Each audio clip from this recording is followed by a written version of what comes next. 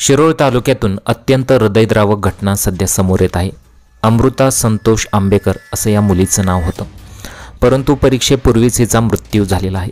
तो कसा झालेला आहे ते पहा। चॅनलवर पहिल्यांदा आला असेल तर चॅनलला जरूर सबस्क्राईब करून घ्या। आता 12वीच्या परीक्षासुद्धा चालू आहेत हे सर्वांना माहीत आहे। त्याचबरोबर नर्सिंग कॉलेजच्या सुद्धा ज्या परीक्षा आहेत त्या चालू आहेत। आता पालकांनो, तुम्हाला मुलांबरोबर बोलण्याची वेळ आलेली आहे, कारण की मुलं अशा परिस्थितीमध्ये काहीच सांगत नाहीत। आता पहा की अमृता ही जयसिंगपूर येथील एका कॉलेजमध्ये नर्सिंगचे शिक्षण घेत होती। आता तिच्या हावभावावरून असं वाटत होतं की तिचा संपूर्ण अभ्यास झालेला आहे, ती खूप खुश होती।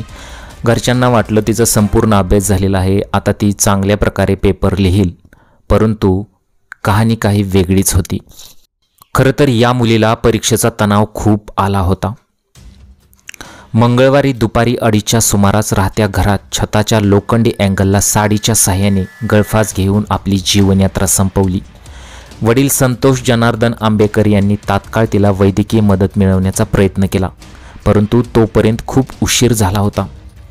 तिचा मृत्यू झाला असल्याचे डॉक्टरांनी घोषित केले।